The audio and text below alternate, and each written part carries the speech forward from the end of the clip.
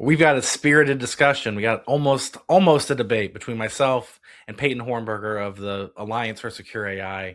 We're going to dive right into that in a minute. And then we're diving into the Senate race again, talking about the betting markets and how they're going back and forth between Talarico and Paxton and kind of what's happening there and how that might influence what's happening now will influence the race all the way into November. Then we're going to be talking about a couple huge Second Amendment cases that are going through the pipelines. We're going to start seeing some more news about. Going to finish it up talking about a First Amendment case, a challenge to the Ten Commandments law that passed out of the last session. But all of that and so much more on Seeing Red.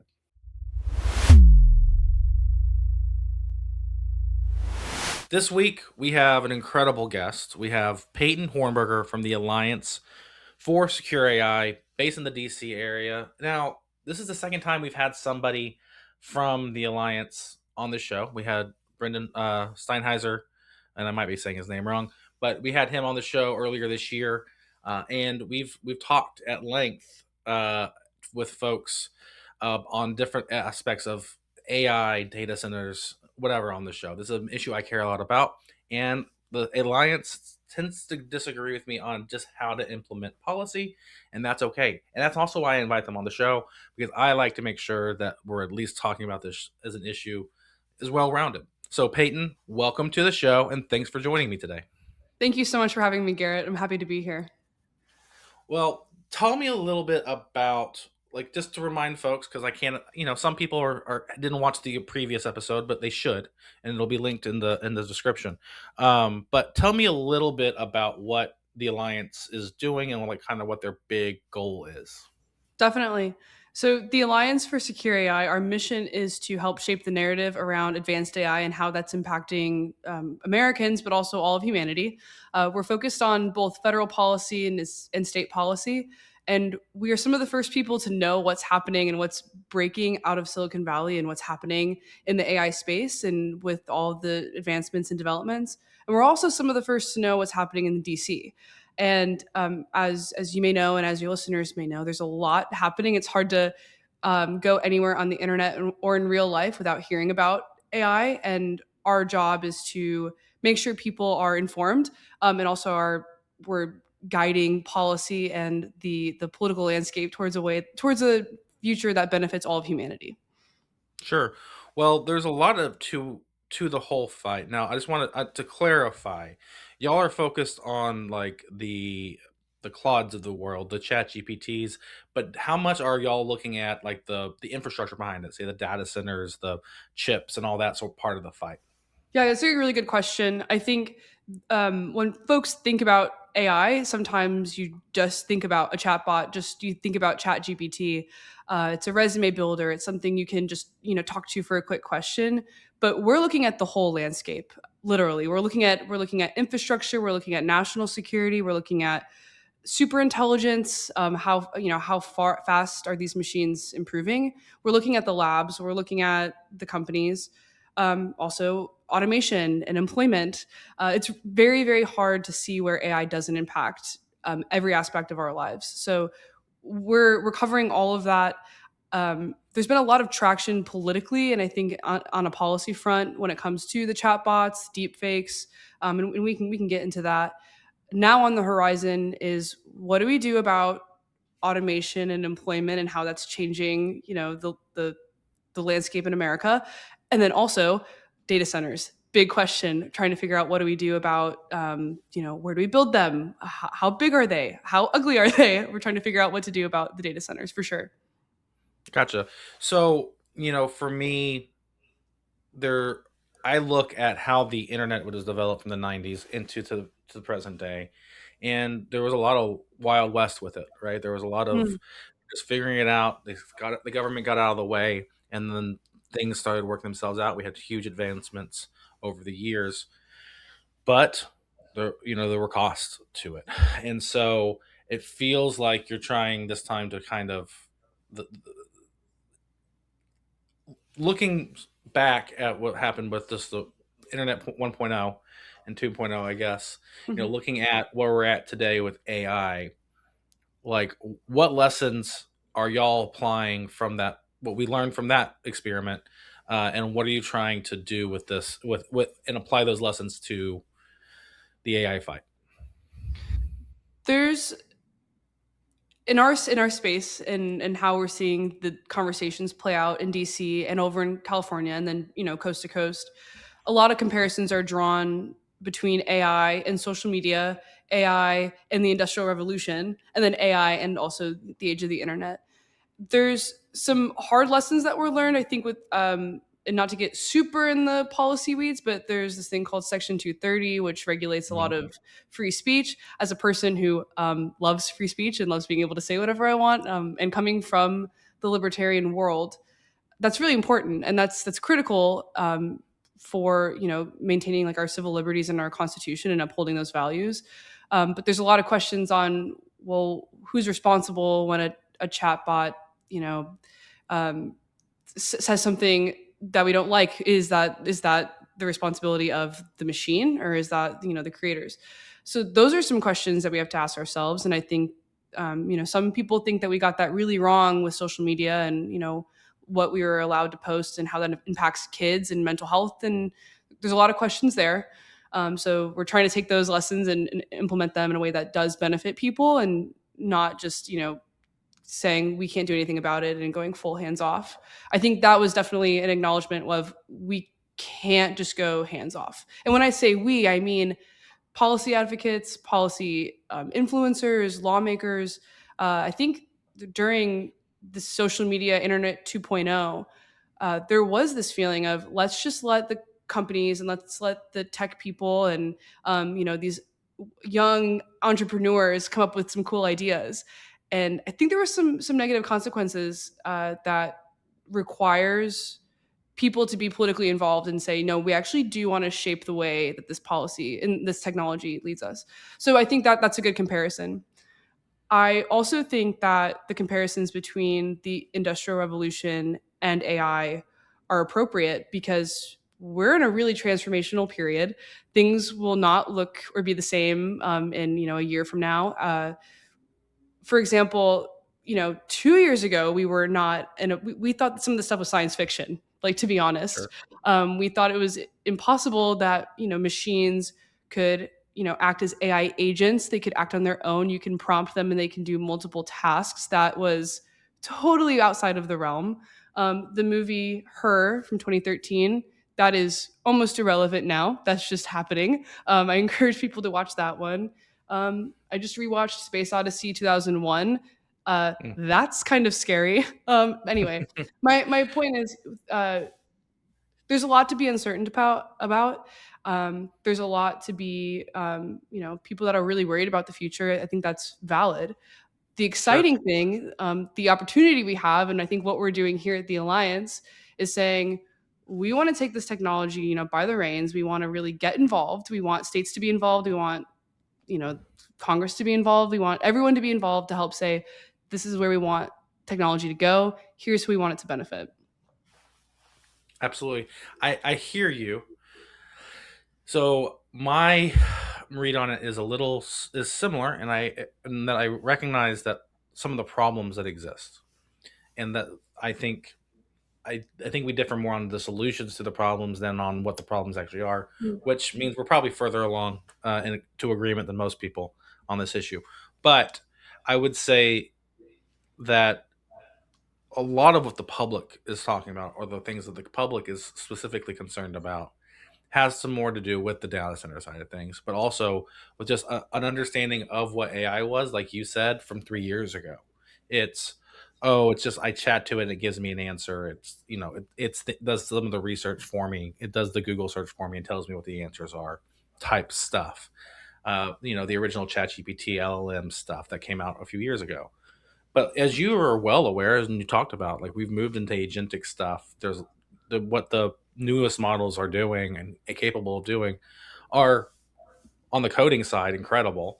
You can build stuff. You can build apps, websites, all sorts of things on your computer, widgets and whatnot, to help with your own productivity, with all on your own machine without having to go onto the open web. And just from a, like you said, comparing it to the industrial revolution, but the revolution was that you were able to get so much more output from so much less physical labor because you were using the power of machinery, whatever else. Just doing the same thing again, you can get a lot more done with, like, from a production standpoint, from a tasks standpoint. What And that's going to change fundamentally how the economy is shaped and works, and that gives people concern because how does it impact their job? And it is an unknown, and that's the unknown. I think is giving people uncertainty, and they just want a little bit more. They just want it to happen slower. Hmm. And I don't know if we have that luxury because United States, while we're at the top of the economic food chain, we're not alone in this world. We don't just get to decide that necessarily, because there are other states, there are other actors outside of the United States that can just blow it through blow it out of the water, and then we could end up being in a far different position. And that's on the national security side, but also on the enterprise side, on the consumer side. And that's where I come back to is we can shape it. We can kind of add parameters, and then you have to figure out, do you punish people for acting badly, or do you just go out of your way to prevent people from trying to act badly, but also capture all the people who are trying to do good and push the technology forward? And you have to figure out that mix. But I think there's going to be a push. There's going to be necessarily a push to stay competitive in the international scene. And I think that we have to make sure that we're talking about the whole picture and not just thinking about the bubble that is the United States or Texas or wherever the case may be. So that's that's where I'm at with it. Um, but there's a bunch of stuff that is being pushed, and I know Texas passed stuff.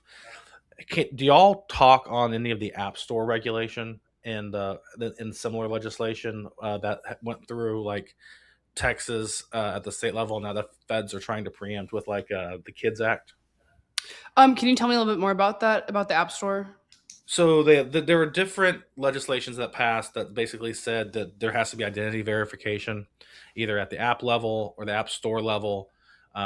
Video games, things like that, they have to verify the identity of the person to make sure that they're of age, and if they're not of age, that they have parental consent. And Mhm. so there's the identity.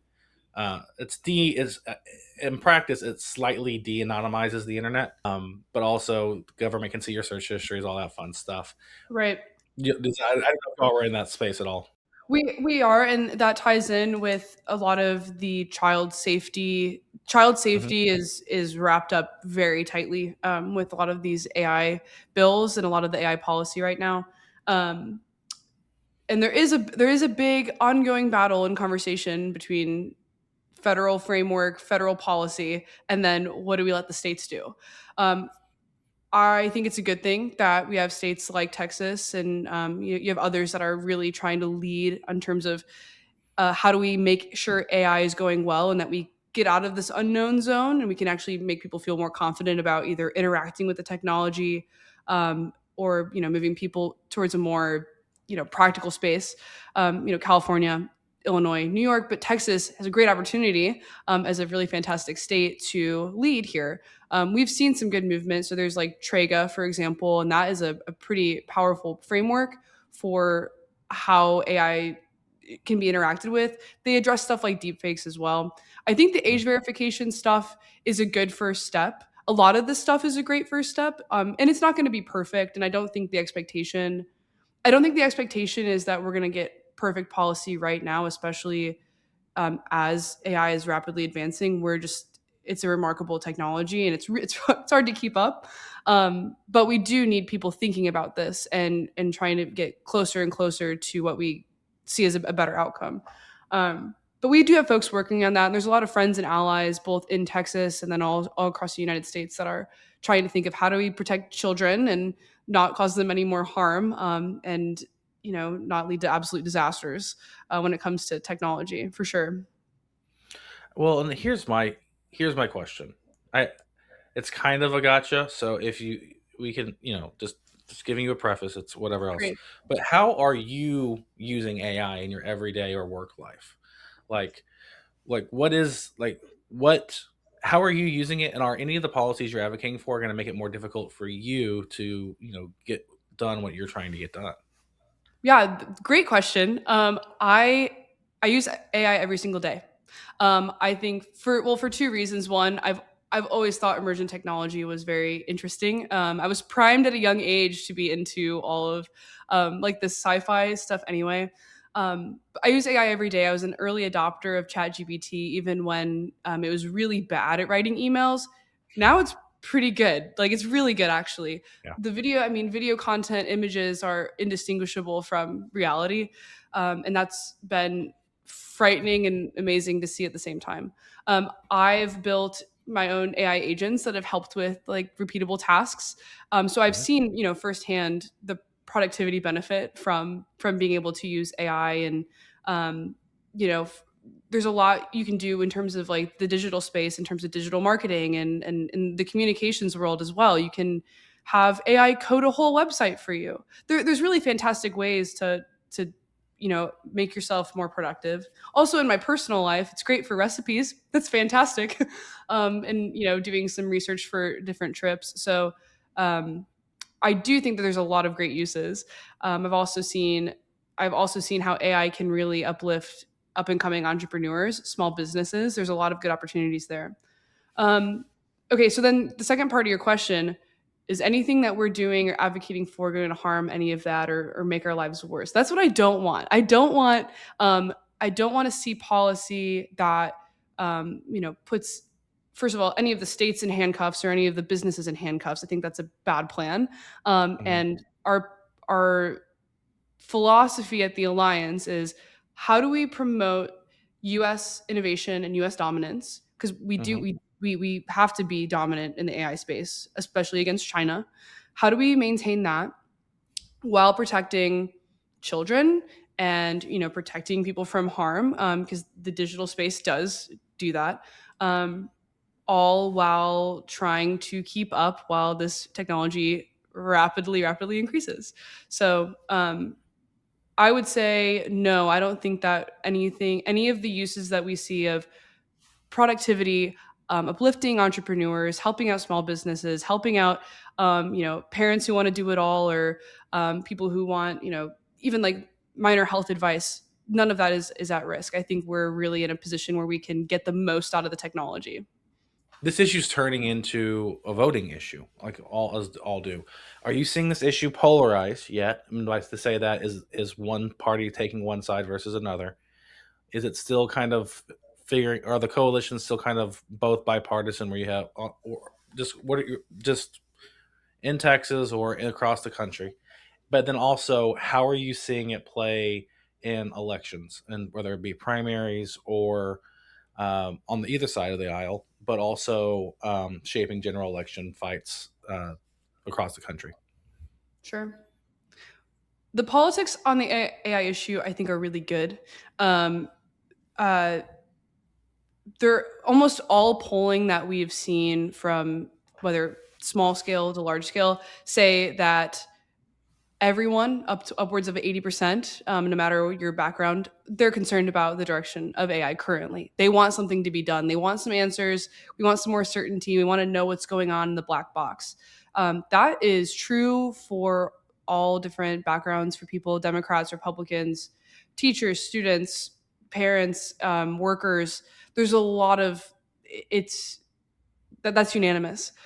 Now, where it's getting politicized, I would say, we don't think that there should be like a ban on all data centers. I mean, before it was wrapped up with the AI stuff, I mean, we've had data centers. If you want to use your smartphone, we need data centers, and Sure.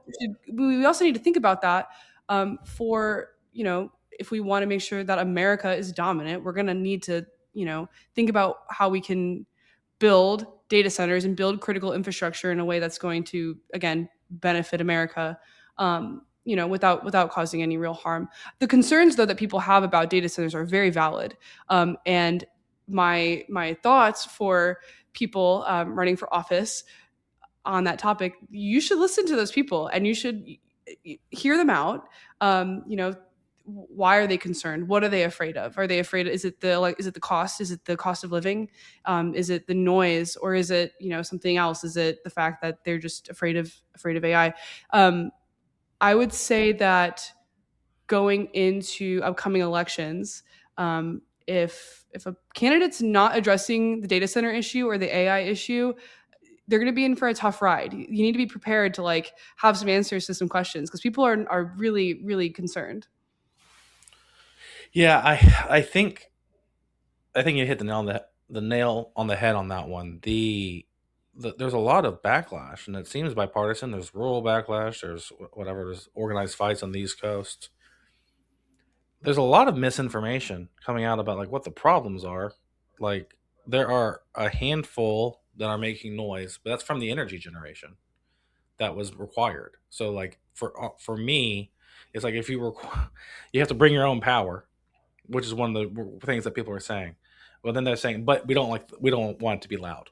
Hmm. Well, it's like okay, well, pick one, and like I feel like the noise is going to win out because my here's my issue, and I've said this before. I'll keep saying it.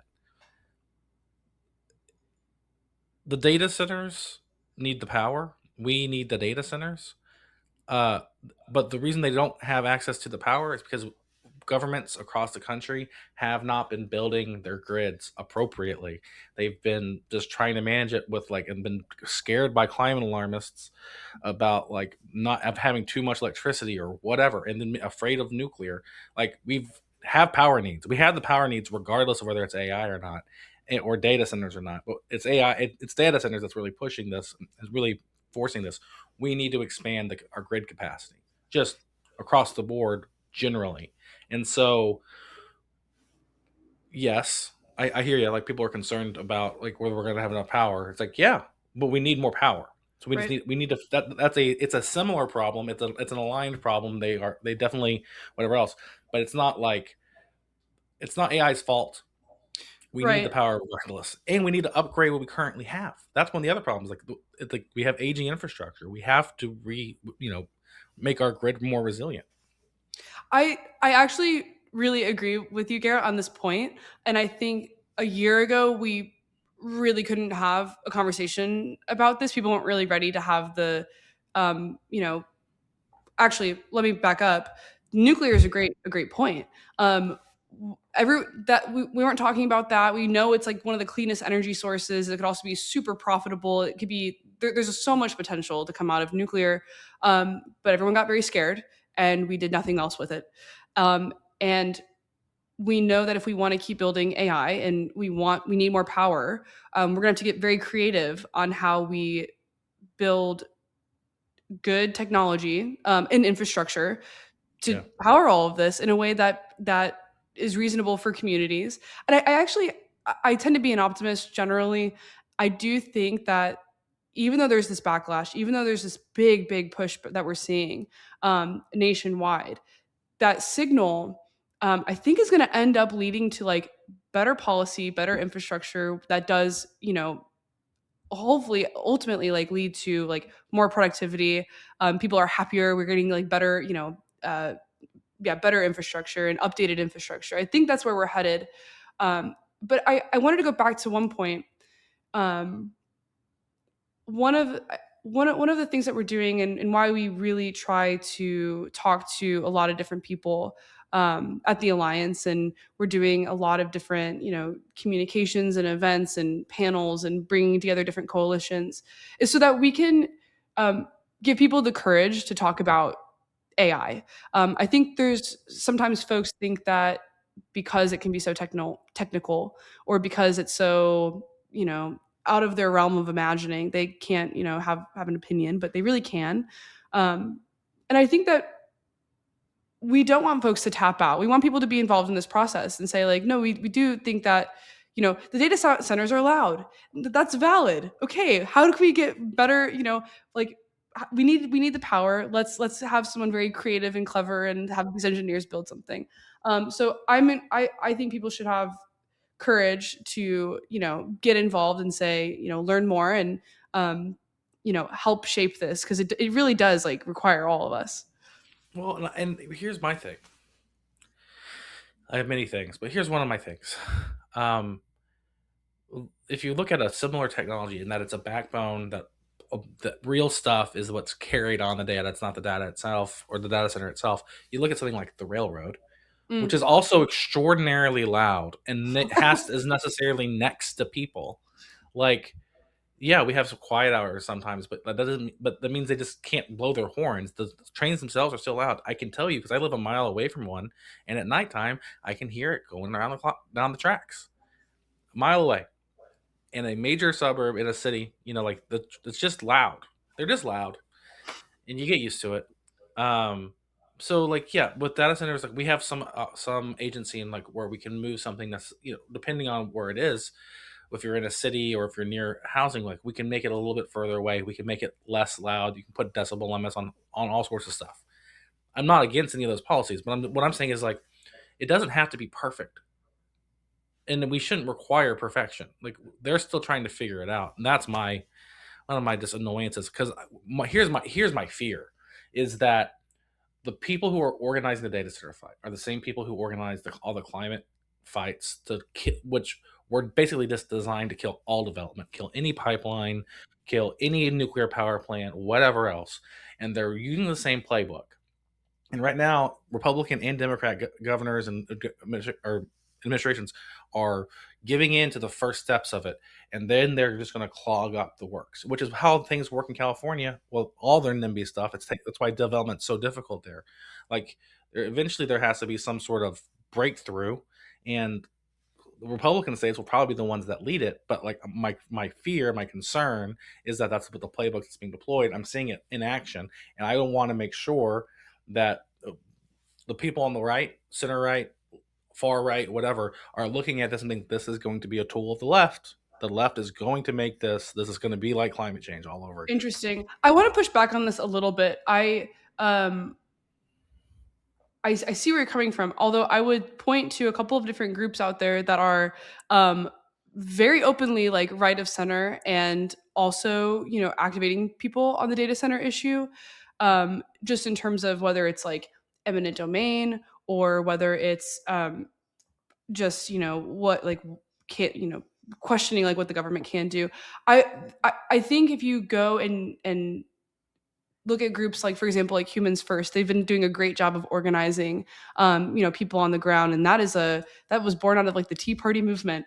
So there's a lot of groups out there that are bipartisan. They're just like these rural people that have no interest in buddying up with climate activists, but here they are like standing side by side because they have some concerns.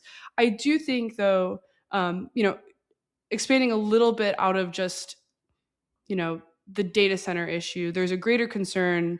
I think the data center issue for some people is a physical manifestation of what they're actually worried about, which is the Yeah. uncertainty around AI. And that is a cross-cutting issue. That's not that's right, left, center. That's everywhere. I think the real worry is we don't know what's happening with this technology. We're being told by the companies that they don't understand how this technology works.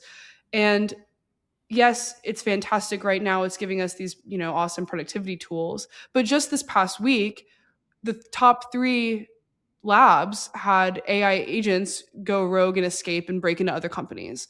And, that is just now starting to hit the mainstream. But those are the real concerns I think that people have of what if we can't control this technology? What if humans are no longer in control? And what does that mean for us? What does that mean for our future?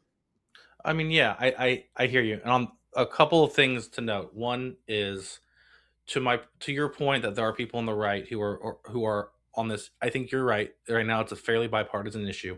I'm just saying I think eventually it's going to coalesce as one of those like kind of issues that'll be driven by the left because it's ultimately going to be anti-development, and that's where that one usually falls on the political spectrum. In the same sense that environmental concerns started the same way. It was all about clean water and whatever in broad stroke stuff. That's why Nixon pushed it through in the 70s. Those policies through in the 70s because there was a long history on the right of conservation versus environmentalism, and that's kind of a much deeper conversation for a different show. But my point is like right now you're going to have those folks who on specific elements are going to be aligned in kind of this weird Frankenstein's like or weird amalgamation politically pushing it back against something. And right now it's fairly popular, so people, politicians on both sides are pushing back. I'm just saying that I'm seeing the playbook from the left. It's going to that they've used over the past few decades, and that this is I'm about as certain as I can be that that's how this issue is going to fall on the data center stuff specifically. Mhm. Um, but that once again, that's just opinion, and that's my Yeah. prognostication. I'm not asserting that that's as a fact. I think it's a fact. It's definitely an opinion. The second thing you noted was the stuff that got out. I think it was either from Mythos or from Fable or whatever they called it before they relabeled as Fable from Anthropic. But those were things that were done by Claude and the Anthropic team.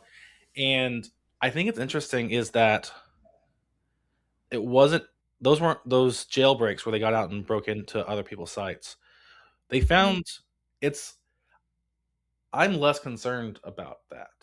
If for only reason is it will make I think it'll make I think I think it'll make cybersecurity safer because you will you can have the White House doing the stuff to find the stuff first, Hmm. right? So I think that what happened was Anthropic did it. It got out. They realized they got in. They immediately, did what they had to do on the security standpoint and alerted those companies to whatever happened, had them patch it, and they get patched it and fixed it. So now that for those companies can't happen again. But depending on what sort of exploit they found and how, you can then deploy those things to all sorts of other enterprise folks, like that community talks to itself to make sure that everyone gets patched up. And so I hear you, and I think that there's a wisdom in keeping it stateside right now, where only U.S. citizens can use those tools, and putting restrictions on how much they can be used, and there's all sorts of guardrails they put into it now for the people outside of the environments. Um, and from my understanding, is pretty tightly tuned in the sense that like they're going to get a lot more false positives than from people trying to go out and be um, elite hackers or whatever.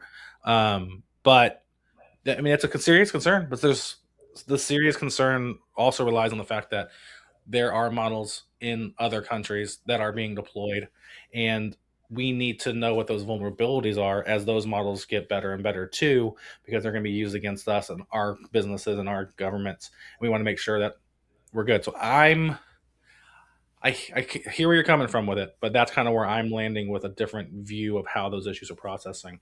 You're But hopeful. You're hopeful about humans keeping up. You think that will. yes, and more. I'm also there was the problem is as much that that a Claude agent found the vulnerability is that the vulnerability existed in the first place. Like it's just because we have a tool that can find it, and no one said like, oh, no one would have ever thought this in 1,000 years. Like it didn't take them very long to find it. So like what I'm hearing is, oh, we can use this as a cybersecurity thing. There's only so many white hat hackers out there. White hat being like people who do it like where they're paid to find vulnerabilities and let people know so they can patch it. Like, okay, now we can test these sites, these systems in different environments, in live environments where we have people attacking them and that we're able to find those things and patch those issues as they happen. Well, that's a whole other realm of cybersecurity that we haven't even got to that might, in my opinion, depending on how I'm not on the data science thing, but I think it might make things more secure long term. I really appreciate your optimism. I do. I know that the response to some of these was, was measured and quick. One of the incidents I'm referring to was with OpenAI's models. Um, After the Mythos was a couple months ago, and one of OpenAI's models on its own hacked into a company called Hugging Face, and Hugging for this other company had no idea what was going on, so they reported that hack as a crime. And then it wasn't until a few days after that they figured out what happened. And then Anthropic subsequently also said that a similar thing happened, and now Meta also yesterday said that they had a similar situation. And it is a good signal that the very very smart people that are working on this like are able to catch it. Um, to me, as to me, what I'm saying is, well, that wasn't part of the plan. We didn't we like they weren't planning on having these models go and act autonomously. And that's something that we've been particularly worried about is what happens. Okay, we were able to control it after 4 days, but as the technology, again, that curve, that exponential curve, as it keeps getting more powerful, um, what if it's instead of 4 days ahead of us, what if it's 4 weeks or 4 months or a year? And there's some serious risks there. But equally, and to your point, like, good reason to have increased cybersecurity, good reason to make sure that like our adversaries are not we need to be keeping a good eye on how improved their models are, because that could do some serious damage like to our digital space. So the the fact that that's happening again, was truly like science. Truly, like, you could not have a serious conversation about that possibility with someone a year ago, and now it's like very realistic.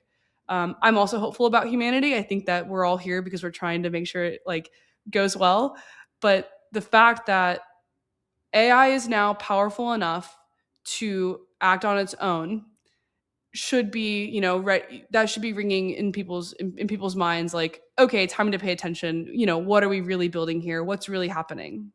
Well, thank you so much for coming on. I want to make sure people are able to find you and find the Alliance online. Where can people find you? Absolutely. Well, thank you, and thank you so much for having me. It's always good to talk about this stuff, and talk to Texas. I love that place. Um, Everyone can go to secureainow.org, and you guys can learn more about what we're up to, both our policy priorities. Also, we have a really robust action center for different folks who are wanting to get involved on a community level, on a state level. We have a lot of different ways for people to engage, get educated, get involved in the fight, to make sure that AI goes well for humanity. Well, thanks again for joining us, Peyton. Did you tell people where they could find you? Oh, me? Yes. Okay. You can find me on Twitter. It's at Peyton M Horn _. But yeah, all my work is for the Alliance, trying to make sure this goes well. Okay. Well, thank you for coming on and for having this spirited conversation with me. And I look forward to talking with you more as this goes along, because I'm sure we'll be getting into fights in Texas, and I'll want to have someone come on and give a good defense of things I'm probably against. So, thank you for joining us. Absolutely. Thank you so much for having me. Well, I want to say thanks again to Peyton for coming onto the show, having a fun little adversarial conversation on certain points, on just talking about the difference of approach to how we're going to regulate and keep AI, from taking over the world, I guess. But now we're going to dive into the Senate race, and let's talk a little bit about betting markets. So there's Kalshi, there's Polymarket, there's a couple. And for those of you who for some reason don't know, but you probably do, they are prediction markets. They basically allow you to predict on the outcome of certain events. You see it a lot with in sports, but also on political matters. And on the big sites, they have all the big Senate races and so on and so forth about who people think are going to win. And for the most part, Paxton has led Talarico in those markets where people are putting their money on who's going to win. But another string of bad polls came out this last week or past couple of weeks that have consistently showed Talarico with from like a 1 point to a 4 point lead. And so the betting markets are taking that into account. And now, depending on when you look at it, Talarico or Paxton might be the one who has the quote unquote lead, which basically means it's a coin flip right now. That's interesting. So if you are the type that says Republicans can never lose in Texas, you might want to put your money where your mouth is. But a lot of people on both sides are putting their money in different directions. That's an interesting thing to keep an eye on. It's not necessarily the end all be all, right? Because it's predicting a result, not a vote margin. And so it's not as if, one person has a 1 point or a 2 point lead. So it's not, you can't look at it like it's polling, but it is an interesting data point of how people feel about the race, not necessarily of how the race is going.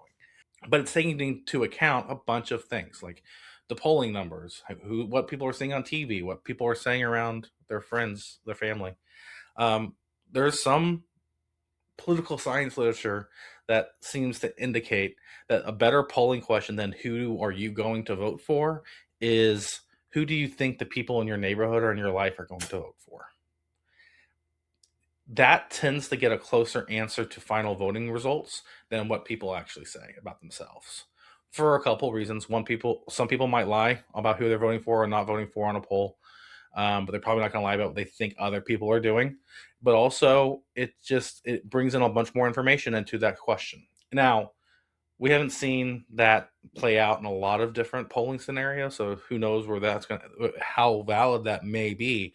But kind of the wisdom of the crowd's thinking, which is all kind of polling, any opinion polling really is also that can bring in more variables is going to be more valuable typically. And a lot of what people look to for at the betting markets is that is that phenomenon basically. So that's something to keep in mind right now. Some other things that have been happening just on the race as a whole. Governor Abbott has announced a $10 million ad buy that I think has already gone on air as of recording this. Um, Ken Paxton has gone on air with a Spanish language ad. I saw the news alert right before I started recording, so I haven't gone to go watch it yet. And Talarico is still going up on air. So we're really now in it, right? We're into the push. We're in the last 85, 84 days until election. The real, like, the sprint starts happening after Labor Day, which is only in a few weeks. So we're here. This is where the meat of everything starts. Everyone starts paying attention. So if you're just tuning in, you kind of getting a state of the race, it's probably 50-50, can go either way for on the Senate race. Everyone top to down on the Republican side is getting behind the ticket as a whole, and they're pushing themselves forward. And they're trying to combat kind of the drag that being the party in office in the presidency has during the midterm elections, regardless of party, regardless of president. It's just a phenomenon that's happened in this country for the last 150 years. So they're doing what they can, and we're going to be keeping an eye on it going forward. Now we're going to talk about a couple of other big issues that are going to kind of echo in this race a little bit, but are just more interesting. They're just more interesting if you're a follower of Second Amendment kind of law and what's happening. Right, there are two big stories. There are two big cases that are happening right now. Judge Hendricks from the Northern District of Texas just gutted the National Firearms Act. Basically, what happened during the One Big Beautiful Bill of last year was that they dropped the taxing authority from some of the elements of the National Firearms Act from like 1934 or something down to zero. This impacts things like suppressors, short barrel rifles, things like of that nature that had a tax on it that you had to pay in order to transfer or do certain things. Well, that had been ruled an eligible like restriction or a thing on the Second Amendment because it was an adding a tax to something. But when the One Big Beautiful Bill lowered that number from like $200 down to $0, the judge is now ruling that restriction, the other restrictions, that went along with that tax, are no longer viable either because it was only put into the law via the tax code. It's a really nuanced legal argument. It's one that Second Amendment folks have been talking about since the One Big Beautiful Bill passed. And it's the first kind of test case that says, hey, this is a valid legal argument. Obviously, this is going to be appealed by different folks on the gun rights versus gun control debate, and we're only at the first rung. But it's definitely a victory for the Second Amendment. Now, on the flip side is another area that Ken Paxton has been pushing the State Fair of Texas on. Now, the State Fair of Texas is a nonprofit organization. They house the State Fair on public property at Fair Park in the Dallas area. And the Attorney General's argument was that despite the nonprofit running the fair, since it was public property, the rules in place that bar the government from restricting the Second Amendment, like whether concealed or open carry, would transfer to the park because they're using the safe facilities. I've always had a trouble with that legal argument because they're technically a lessee. They are leasing the park, and that is available to a bunch of other. It's available to other people through a bidding process or whatever. So it is temporarily converting a public space validly into a private one. And as a private person, you retain the right to prohibit firearms or carriers of firearms from coming onto your property. You mean that's just kind of basic property rights 101. If you have an apartment or if you have a house or you have land and you don't want guns on it for some reason, you can say you don't want guns on it. Now, there are arguments that it's a bad policy because it makes the fair less safe, that there are people getting through with firearms, and there have been incidents over the past few years. And, there's an argument to be made there. But we're talking about a legal argument, and thus far, all the way up to the different channels, to I think the appeals court level, the attorney general has lost. See if one of the courts of last resort in the state take on the case. But for now, the fair can keep restricting, barring guns from coming into the fair. And that's going to make news again because the fair is coming around on September 25th, right in the middle of the run up to the election. So Ken Paxton has to make a decision on how he's going to pursue this, because it's going to be a topic of news or whatever else. And on one hand, you can kind of try and gin up 2A supporters to come out and vote for you because you're, trying to, impact their ability to carry to the state fair. But maybe there's more to lose among persuadable voters. And that's an open question that he and his campaign are going to have to decide on. But it's something to be looking for and looking in that lens when you're looking at this issue in particular. And so this isn't necessarily an issue that's going to drive a lot of media coverage. It could drive enough media coverage that it opens up the gun issue just as an issue, because there's pretty definitive sides one way or the other when it comes to guns. And Democrats in Texas typically don't want to talk about the gun issue, whatever it may be. This is an interesting case where the facts at issue are less about guns and it's less about the guns. It's more about what rights does a nonprofit or a for-profit company have, or a person have, when they lease government property or rent government property. So if you're at a park and you're having a birthday party and you rent the gazebo at your local park, are you able to restrict access to that? And if you're able to restrict access, can you do so on the basis of whether someone has a firearm or not? And so if someone otherwise would have access to it, are you able to restrict it? All those questions are in play, and there becomes a point where, unless there's a carve out for it in law, but that might need a legislative fix to actually fix it, because the law itself is generally going to protect the person's right to it. But that's the legal issue. The political issue is who's for guns at the state fair. Some diehard Republicans and SUA people are going to be for it, but a lot of uncertain suburban parents will probably be against it. And those are people you're trying to persuade to vote for you. That turns the gun issue and maybe a liability for Republicans, or at least for Ken Paxton, going into the election, because people are talking about it in the news, depending on what Paxton does on this case. He can either just lose and not talk about it and it doesn't become an issue, or except a little bit right now, or he can file his appeals, which he necessarily needs to do soon, as the state fair is starting and people are thinking about it, and it becomes an issue. It becomes a political issue, a hot button going into November. And so it's just something to keep your eye on going into the election, of this is something that could flare up and what the actual issues are in the case. But there are other cases happening right now that Ken Paxton's going to have to defend, stuff that he's won.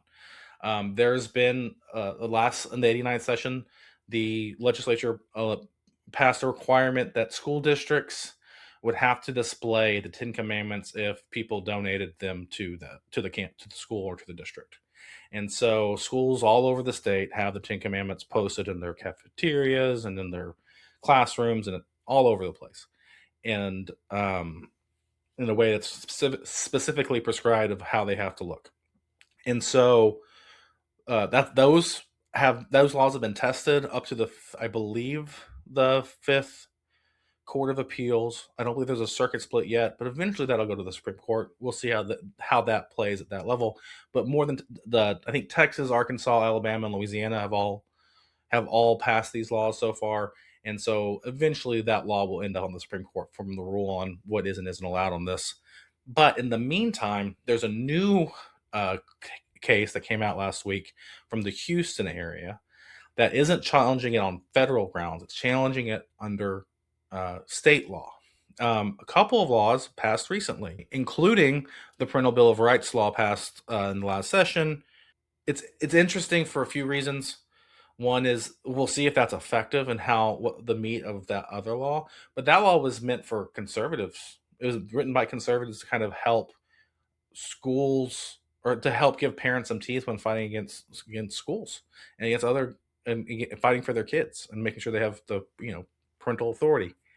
So I'm not an attorney, so I'm not sure the merits of this particular case, but it is an interesting angle to keep an eye on. Right now, the government has fought off a temporary restraining order, which would have made it so that the districts in question where the parents are suing from are they would have to take down the Ten Commandments stuff while the case is pending.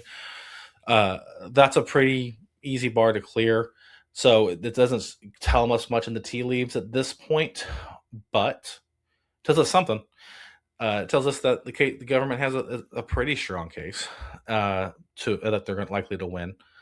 But it's interesting to see, and it's something that will keep moving along. It'll move slowly. It probably won't impact the verdict, won't impact the Senate race, but talking about it and getting it into the bloodstream of the media and what people are talking about, it could be one of those issues that flares up. And right now, 85, 83, however many days out we are, what you're looking for are those things that are going to those stories that are going to spark into a wildfire, right?